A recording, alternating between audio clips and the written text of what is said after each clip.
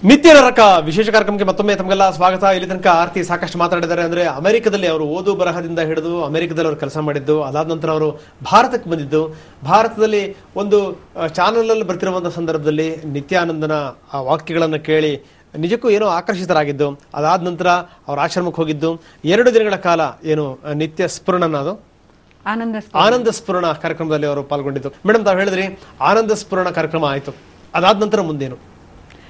ಆ program end ನಲ್ಲಿ energy Darshan ಅಂತ ಒಂದು ಮಾಡ್ತಾರೆ. ಅದರಲ್ಲಿ ಪಾರ್ಟಿಸಿಪೆಂಟ್ಸ್ ಎಲ್ಲರೂ ಒಬ್ರೊಬ್ರಾಗಿ ಹೋಗಿ ಸ್ವಾಮಿ ಮುಂದೆ 1-on-1 ಟೈಮ್ ಅಂತಾರೆ. ಅವ್ರ ಹತ್ರ ಏನ್ ಬೇಕೋ ಕೇಳ್ಬೋದು. ಏನಾದ್ರು ಕಾಯಿಲೆ ಇದ್ರೆ ಹೀಲಿಂಗ್ ಕೇಳ್ಬೋದು, ಅಥವಾ ನಮ್ಗೆ ಮನಸ್ಸಿಗೆ ಏನಾದ್ರು ಕಷ್ಟ ಇದ್ರೆ ಸ್ಪಿರಿಚುವಲ್ ಗೈಡೆನ್ಸ್, ಆ ಥರ ಏನ್ ಬೇಕಾರ ಒಬ್ರೊಬ್ರು ಹೋಗಿ ಕೇಳ್ಬೋದು. ಹಾಗೆಂತ ಅದೊಂದು ಸೆಷನ್. ನನಗೆ ಮನಸ್ಸಲ್ಲಿ ಶಾಂತಿ ಬೇಕು, ನೆಮ್ಮದಿ ಬೇಕು, ನನ್ನ ಗಂಡನ ಜೊತೆ ಸಂತೋಷವಾಗಿರ್ಬೇಕು. ಇದಕ್ಕೆ ನಾನು ಯಾವ ಮೆಡಿಟೇಷನ್ ಮಾಡಿದ್ರೆ ನನಗೆ ಹೆಲ್ಪ್ಫುಲ್ ಆಗಿರುತ್ತೆ ಹಾಗೆಂತ ಒಂದು ಸ್ಪಿರಿಚುವಲ್ ಗೈಡೆನ್ಸ್ ಕೇಳಿದೆ. ಅವಾಗ ಅವರೊಂದು ಹೇಳಿದ್ರು, ಮಹಾಮಂತ್ರ ಮಾಡು ಹಾಗೆಂತ. ಅದೊಂದು ಮೆಡಿಟೇಷನ್ ನಾವು 7 days ಅಲ್ಲಿ 2 day ಪ್ರೋಗ್ರಾಮಲ್ಲಿ ಕಲ್ತ್ಕೊಂಡಿದ್ದು. ಹೇಳಿಬಿಟ್ಟು ಆಮೇಲೆ ಅದು ಹೇಳಾದ್ಮೇಲೆ ನೀನು 1 ವಾರ ಆಶ್ರಮಕ್ಕೆ ಬಾ, 1 ವಾರ ಅಲ್ಲಿ ಬಂದ ಆಶ್ರಮದಲ್ಲಿ ಇದ್ರೆ ನಿಮ್ಗೆ ಇನ್ನೂ ಬಹಳ ಮನಸ್ಸಿಗೆ ನೆಮ್ಮದಿಯಾಗಿರತ್ತೆ, ಶಾಂತಿ ಸಿಗತ್ತೆ, ಅದು ಬಂದು ನೋಡಿ ನೀವು ಹಾಗೆ ಅಂತ ಹೇಳಿದ್ರು. ನಾನು ಆಕ್ಚುಲಿ ಆವಾಗ US ವಾಪಸ್ ಹೋಗ್ಬೇಕಾಯ್ತು. ಸರಿ, ನಾವು ಹೋಗಿ ನೋಡೋಣ ಹಾಗೆ ಅಂತ, ಏನೋ ಇರ್ಲೇಬೇಕು, ನಾವು ಹೋಗಿ ನೋಡೋಣ ಹಾಗೆ ಅಂತ ನನಗೂ ಅನ್ಸಿತ್ತು. ಸೊ ನಾನು 1 ವಾರ ಆಶ್ರಮ ಹೋಗಿದ್ದೆ. ಅಲ್ಲಿ ಆ 1 ವಾರ ನಾನು ಆಶ್ರಮ ಹೋದ್ಮೇಲೆ ನನಗೆ ಬಹಳ ಚೇಂಜಸ್ ನಡೀತು ನನ್ನ ಒಳಗಡೆ. ಆ 1 ವಾರದಲ್ಲಿ ನನ್ನ ಜೊತೆ ನಾವು ಒಂದು ಡಾರ್ಮೆಟ್ರಿನಲ್ಲಿ, ನನಗೆ ವಿಮೆನ್ಸ್ ಡಾರ್ಮೆಟ್ರಿನಲ್ಲಿ ಇರಕ್ಕೆ ಹೇಳಿದ್ರು. ಅವ್ರ ಎಕ್ಸ್ಪೀರಿಯನ್ಸಸ್ ಎಲ್ಲ ಶೇರ್ ಮಾಡ್ಕೊಂಡ್ರು. ಅವ್ರ ನನ್ನ ಹತ್ರ ಹೇಳಿದ್ರು, ಸ್ವಾಮೀಜಿ ಈ ಥರ ಎಷ್ಟು ಮಹಾಪುರುಷ, ನಮಗೆ ಈ ಥರ ಸ್ಪಿರಿಚುವಲ್ ಎಕ್ಸ್ಪೀರಿಯನ್ಸ್ ಆಗಿದೆ, ಹೀಲಿಂಗ್ ಆಗಿದೆ, ನೀವು ಭಾಳ ಫಾರ್ಚುನೇಟು, ಎಷ್ಟು ಚಿಕ್ಕ ವಯಸ್ಸಲ್ಲಿ ಇಲ್ಲಿ ಬಂದಿದ್ರಾ, ಸ್ವಾಮೀಜಿನ ಮೀಟ್ ಮಾಡಿದ್ರಾ ಹಾಗೆ ಅಂತ ಅವರೆಲ್ಲ ಹೇಳ್ತಿದ್ರು. ಇಂಥವ್ರು ಮೇಡಮ್ ಎಲ್ಲ ಕಡೆಗೂ ಸಿಗ್ತಾರೆ ನೋಡಿ. ಅಂದ್ರೆ ಏನೋ ಅವರೇ ಬಿಟ್ಟಿರ್ತಾರೋ ಅಥವಾ ಇವರೇ ಹೇಳ್ತಾರೋ, ಅಥವಾ ಏನು ಅಂದ್ರೆ ಮನಸ್ಸು ದುರ್ಬಲವಾಗಿರುವಂಥವ್ರು, ನಮಗೇನೋ ಅದು ಕಂಡಂಗಾಯ್ತು ಇದು ಕಂಡಂಗಾಯ್ತು, ನಮಗೆ ಹೀಲಿಂಗ್ ಅನ್ನುವಂಥದ್ದು ಗೊತ್ತಾಯ್ತು ಏನು ಅಂತೇಳಿ ಅಂತ. ಅಂದ್ರೆ ಈ ಥರದ್ದು ಯಾವ್ಯಾವ ಸ್ವಾಮಿಗಳಿರ್ತಾರೆ, ಯಾರ್ಯಾರು ಈ ರೀತಿ ಧರ್ಮಗುರುಗಳಿರ್ತಾರೆ, ಅವ್ರ ಹಿಂದೆ ಇದ್ದೇ ಇರ್ತಾರೆ ಇಂಥವ್ರು ಅಂತ. ನನಗೊಂದು ಗೊತ್ತಾಗ್ಲಿಲ್ಲ, ನಾನು ಸುಮ್ಮನೆ ಅವ್ರು ಹೇಳೋದೆಲ್ಲ ಕೇಳ್ಕೊತಾಗಿದ್ದೆ. ಆ್ಯಂಡ್ ಆ 1 ವೀಕಲ್ಲಿ ಸ್ವಾಮಿನು ಮೆನಿ ಟೈಮ್ಸ್ ನನ್ನ ಅವ್ರ ಜೊತೆ ಕರ್ಕೊಂಡು ಸುಮ್ಮನೆ ಮಾತಾಡ್ಸ್ತಾಗಿದ್ರು. ಅದು ಆಮೇಲೆ ನನಗೆ ನಂತರ ಗೊತ್ತಾಯ್ತು, ಇದು ಬಹಳ ದೊಡ್ಡ ಪ್ರಿವಿಲೇಜ್ ಅಂತ ಆಶ್ರಮದಲ್ಲಿ. ಸ್ವಾಮಿ ಆ ಥರ ಒಬ್ಬರನ್ನ ಕರೆದು ಅವ್ರ ಜೊತೆ ಸ್ವಲ್ಪ ಟೈಮ್ ಸ್ಪೆಂಡ್ ಮಾಡಿ ಅವ್ರ ಜೊತೆ ಮಾತಾಡೋದು, ಅದೆಲ್ಲ ನೀವು ಪುಣ್ಯ ಮಾಡಿದ್ರೇನೆ ನಿಮಗೆ ಈ ತರ ಒಂದು ಚಾನ್ಸ್ ಸಿಗುತ್ತೆ, ಎನ್ಲೈಟನ್ ಮಾಸ್ಟರ್ ಜೊತೆ ಟೈಮ್ ಮಾತಾಡಕ್ಕೂ ಭಾಗ್ಯ ಇರತ್ತೆ ಅಂತ. ನಿತ್ಯಾನಂದ ನನ್ನ ಹತ್ರ ಹೇಳಿದ್ರು, ನೀವು ಬಹಳ ಸ್ಪಿರಿಚುವಲಿ ಅಡ್ವಾನ್ಸ್ಡ್ ಸೋಲ್ ಹಾಗೆ ಅಂತ. ನನಗೆ ಆಶ್ಚರ್ಯವಾಗಿತ್ತು ಯಾಕೆ ಹೀಗೆ ಹೇಳ್ತಾರೆ ಅಂತ. ಅವಾಗ ಅವ್ರು ಹೇಳಿದ್ರು, ಆ ಥರ ಇರೋವರಿಗೆ ಇಷ್ಟು ಚಿಕ್ಕ ವಯಸ್ಸಲ್ಲಿ ಈ ಸಮಾಜ ಸೇವೆನಲ್ಲಿ ಇಂಟ್ರೆಸ್ಟ್ ಬರೋಕ್ಕೆ ಸಾಧ್ಯ. ಸೊ ನೀವು ಭಾಳ ಸ್ಪಿರಿಚುವಲಿ ಅಡ್ವಾನ್ಸ್ಡ್, ಅದಕ್ಕೆ ನಿಮ್ಗೆ ಇದರೆಲ್ಲೂ ಇಂಟ್ರೆಸ್ಟ್ ಇದೆ.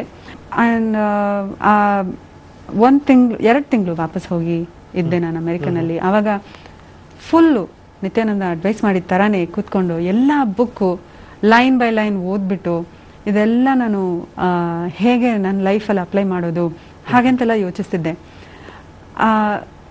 ಅದರಲ್ಲಿ ಆ ಬುಕ್ಕೆಲ್ಲ ಓದುವಾಗ ನನಗೆ ಅನ್ಸಕ್ಕೆ ಆರಂಭಿಸಿತ್ತು, ಹೇಗೆ ಇಷ್ಟು ಯಂಗ್ ಏಜ್ನಲ್ಲಿ ಇವರು ಒಂದು ಸನ್ಯಾಸಿಯಾಗಿದ್ಕೊಂಡು ಗೃಹಸ್ಥ ಎಕ್ಸ್ಪೀರಿಯನ್ಸ್ ಇಲ್ಲದೇನೆ ಮ್ಯಾರಿಡ್ ಲೈಫಲ್ಲಿ ಏನು ಪ್ರಾಬ್ಲಮ್ಸ್ ಬರುತ್ತೆ ಅದನ್ನು ಹೇಗೆ ಹ್ಯಾಂಡಲ್ ಮಾಡಬೇಕು ಹಾಗೆ ಅಂತ ಹೇಗೆ ಇಷ್ಟು ಜನ ಮಾತಾಡಿದ್ದಾರೆ ಹಾಗಂತ ನನಗೆ ಅದಸ್ಯವಾಗಿತ್ತು.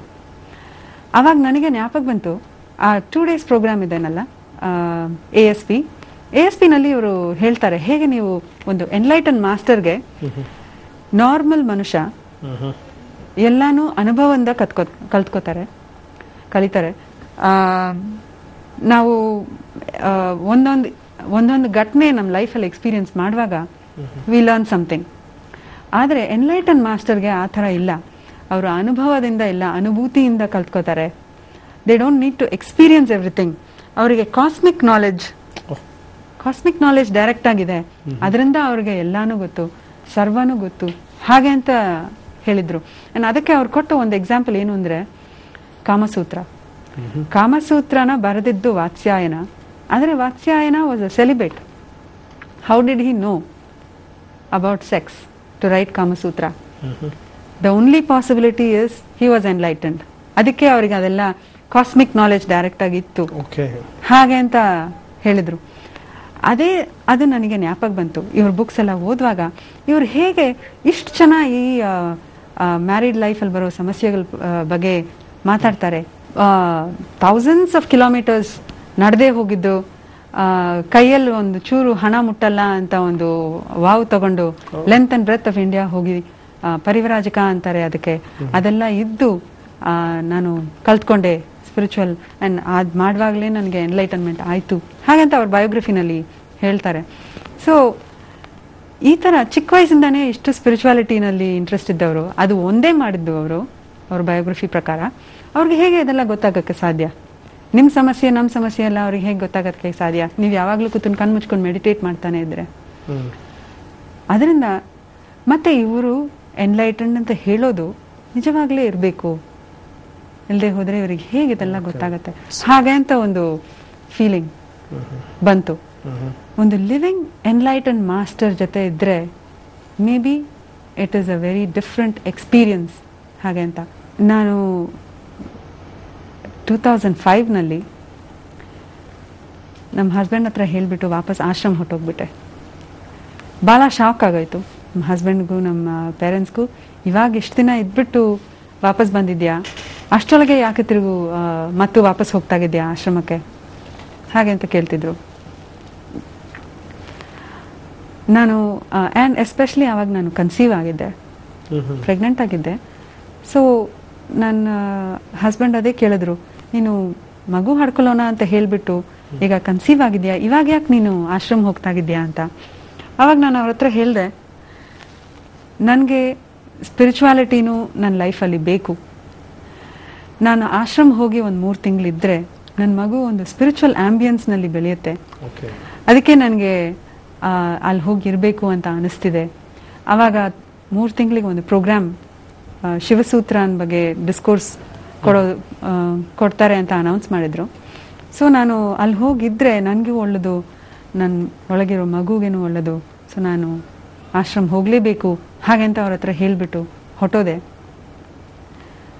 ಆದರೆ ನನಗೆ ವಾಪಸ್ ಹೋದಾಗ ಸ್ವಲ್ಪನೂ ಅನ್ನಿಸ್ಲಿಲ್ಲ ನನ್ನ ಲೈಫ್ ಹೇಗೆ ಚೇಂಜ್ ಆಗತ್ತೆ ಹಾಗೆ ಅಂತ. ಎಸ್ ಮೇಡಮ್, ಮತ್ತಷ್ಟು ನಾನು ನಿಮಗೆ ಮಾತಾಡ್ತೀನಿ. ಸೊ ಮೇಡಮ್ ಅಮೆರಿಕದಲ್ಲಿದ್ದರು. ಅಮೆರಿಕದಲ್ಲಿ ಇದ್ದಿದ್ದು ಕೇವಲ 2 ತಿಂಗಳು ಮಾತ್ರ. 2 ತಿಂಗಳಲ್ಲಿ ನಿತ್ಯಾನಂದ ಏನೇನು ಕೊಟ್ಟಿದ್ರು ಆ ಕೃತಿಗಳೆಲ್ಲದನ್ನೂ ಕೂಡ ಓದಿದ್ರು.